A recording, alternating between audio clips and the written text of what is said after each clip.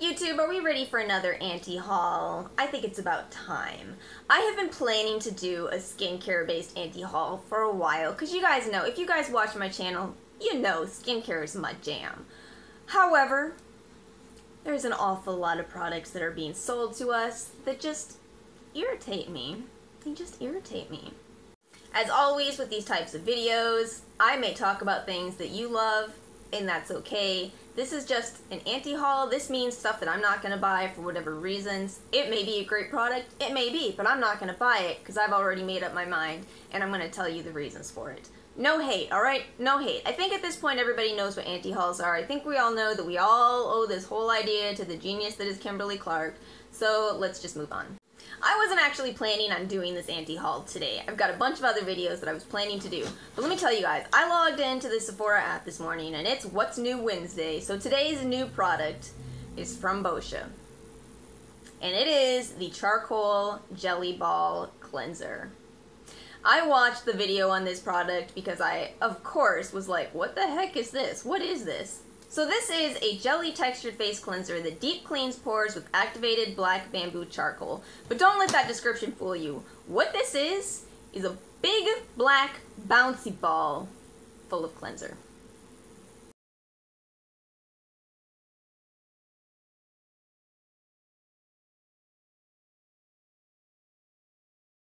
Boscia's marketing this like it's something completely new, completely innovative. Boscia's deal is they're the intersection of science and skincare, which, I'm sorry, at this point, what isn't the intersection of science and X? We got science in our eyeshadow, we got science in our face powder.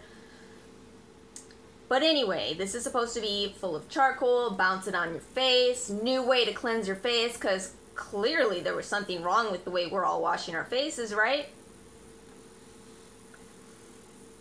This is nothing new. This is nothing new. I have seen those sponges full of cleansers of some sort for years now. For years now. Yes, nobody's ever made it in a bouncy ball form, but that's because who wants to bounce a ball on your face? It's a $20 ball that you bounce on your face until the ball runs out of cleanser. And it's supposed to be full of charcoal too. And like, when I was watching the video, I'm like, well, where's the charcoal? I understand when I see, you know, those, like, Glam Glow, the black mask full of the charcoal, you can clearly see it's full of charcoal. Where's the... I'm pretty sure Beautypedia would have a problem with this. So also courtesy of the just arrived section of Sephora, we have the Drunk Elephant Littles set. This is a 7-piece collection of travel-friendly Drunk Elephant items for $90. And that's supposed to be a $25 discount, by the way. Drunk Elephant is so expensive, and I know everybody is talking about it. I bought the 2 little tiny sets that were over, I think it was $51 total. I bought that because I know you guys want me to review it. I'm gonna do it eventually. Give me some time. But $90 for just a couple more? Oh. See, Drunk Elephant knows what they're doing. They know that they're on everybody's radar right now, and because of it, they can keep their prices jacked way the hell up there. Their prices are so exorbitant. And here's why Drunk Elephant is so big. Drunk Elephant is supposed to be natural, no added perfume, and cruelty-free skincare. And that's what you're paying for. And there's a big issue. There's a big, gigantic, apparently drunk elephant in the room when we're talking about cruelty-free. Truth be told, I have been thinking about making a video on what cruelty-free actually means for ages, and the reason I haven't made it is because I am truly terrified of the backlash. And you guys know me. I am not scared of people attacking me and whatnot, but I'm actually afraid to put out a video talking about cruelty-free. So I'm just gonna kinda touch on the topic a little tiny bit. So I have a degree, I have actually a master's degree in science. I understand labeling and what you can't put on labels. My degree is in nutrition. In the field of nutrition, you cannot put out a product that says on it, prevents heart disease. That product will be pulled from the shelves so fast, it won't even touch the shelves. It will not even touch the shelves. The problem with the label of cruelty-free is it's not regulated. Do you guys realize what that means, that it's not regulated? That means anybody can make that claim.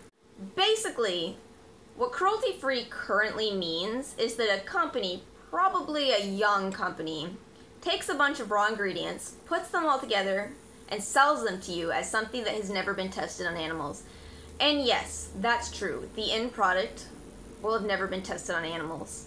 The problem is, for them to have put that product out in the first place, they actually had to use products that had been tested on animals to ensure they're safe. Are you guys seeing the problem here? So, Estee Lauder and Clarins and whoever else did all this testing on these products in the 1960s, and now Sunday Riley and Drunk Elephant and Tarte and everybody else is able to put those same ingredients together and sell them as cruelty-free, when those individual ingredients have been tested ad nauseum on animals. Let's not get too caught up on that. Let's not do it. But my problem, the reason I'm so frustrated when I see that, is because those products are always sold at a higher price tag. You're paying for those two words to appear on your label, and it doesn't mean anything. So, yeah. Let's move on. Let's talk about this Tatcha the water cream. I'm generally very apprehensive when I see the word water appear in a skincare product because it's a given it's going to be there. Water is used in everything except for maybe powders to dilute the product, okay? It's not a selling point. It's not a selling point. So yeah, this is a $68 cream that is oil-free and full of water. Now, first of all, you don't need to avoid oil. Oil is not your enemy. This applies whether or not you have dry skin or oily skin. I know that's shocking. I know. Really and truly, oil is not bad for oily skin. In fact, if you don't use any kind of moisturizer, you will actually get more oil production because your skin wants to be moisturized. It wants to be naturally oily. So if you're not using any kind of moisturizer at all, your skin will produce extra oil. That's kind of crazy. That's actually mind-blowing. Now don't get me wrong, water is, in fact, one of the most important ingredients you can ever use for good skin. Ever. Period. Skin. Whoa, you want good skin? Water. Hydration. Guess what the best way is to get that water into your skin? This is like, shh, top secret stuff. It's to drink it! Alright, so we've got some skincare infused makeup to talk about. I feel like some people know what's coming. We gotta talk about the Benefit Cosmetics Professional Pore Minimizing Makeup. Does this really have 2 stars? Y'all, this has 2 stars right now. That's funny. Okay, first of all, let me just say, I love Benefit. Do I actually have Benefit stuff show? Yeah, I love Benefit. Don't get me wrong. I love Benefit. I realize that's showing my Caucasian, isn't it? But, you know, I do. What can I say? I don't like the Professional line. I think we all need to calm down about our pores. Everyone has them. I actually found myself criticizing my pores not too long ago. If you watch one of my past videos, you'll see where I was trying to address the pore issue. And then I realized I don't actually have a pore issue. That's normal. All of our skin is a little term called porous. It's porous. It's okay. Don't think that you should not have a face full of pores. If you had a face that didn't have any pores in it at all, you'd have some problems, okay? You'd have some problems.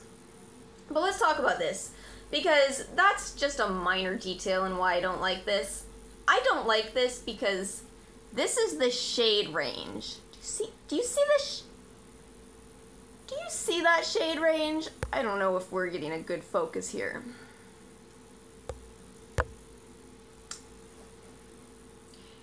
Here's what I think happened over at Benefit Labs. I think they started with the porcelain skin tone, worked their way down, got to medium, and called it a day.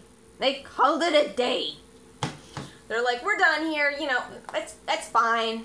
We're fine. We got a lot of white people buying from us. We're fine. Just put the product on the shelf. We had a very similar conversation to this when Tarte released the Make Believe palette, which was for white people. It's fine if your brand is mostly appealing to white people, but at some point, you gotta keep yourself in check. You gotta ask yourself, is it right to be excluding people of other skin tones? Is it right to be excluding other ethnicities just because our main audience is so-and-so? See, I don't think it is. I don't think it is. I think if you're gonna actually have the nerve to release a product, you should make it so at least everybody can try it. Alright, last thing I'm talking about, while we're talking about skincare, is actually not anything that's new. We're just going to talk about the entire box that is luxury skincare. I have bought luxury skincare in the past. I've bought it several times. I actually do have a luxury brand coming up because I already bought little tiny products at quite a good discount, by the way. But here's why I'm not buying any full-size luxury skincare stuff. Be it Dior, be it La Mer. I'm not buying it. It's nothing special. It's not. When it comes to skincare, it's not complicated. It's not complicated. There are certain specific ingredients that you should look for. You should look for retinol, you should look for hyaluronic acid, you should look for peptides, depending on your needs. And ever since The Ordinary has come out and released their like $10 items, there's such dirt cheap items. I've really started thinking about this, and I've realized just how much you don't need to spend a lot of money on skincare. This is not a complicated topic. It's truly not. I love it. I absolutely adore my skincare, but there is no need to be dropping tons and tons of money for what it is, okay?